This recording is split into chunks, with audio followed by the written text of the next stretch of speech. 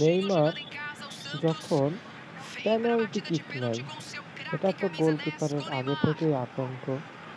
আর Neymar penalty kick নেবে, goalkeeper বিপরীত পাশে লাফ দেবে না, এটা কি হয়? নাহলে তো আসলে পেনাল্টির মজাই থাকে না। যাই হোক, যেটা হওয়ার ছিল সেটাই হলো। নেইমার পেনাল্টি কিক নিল। আপনারা একটু দেখতে থাকুন নেইমার আসলে কি করে। নেইমারের জাদুই হচ্ছে তার পায়ে।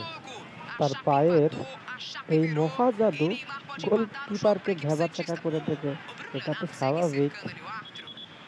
যাই হোক, পেনাল্টি কিক নেওয়ার আগে একটু ঝামেলা বাজছিল, একজন নেইমারের কনসেন্ট্রেট নষ্ট করার চেষ্টা করতেছিল।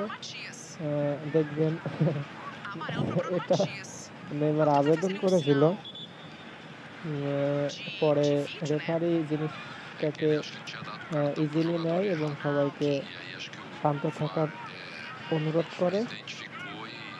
এবার নেইমার তার স্পটে পৌঁছেছেন।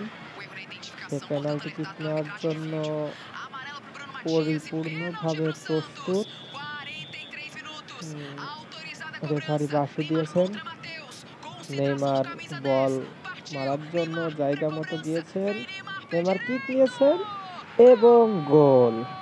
আর যেই কথা সেই কাজ, নেইমার বল মারলো, গোলকিপার উল্টা দিকে লাফ দিল।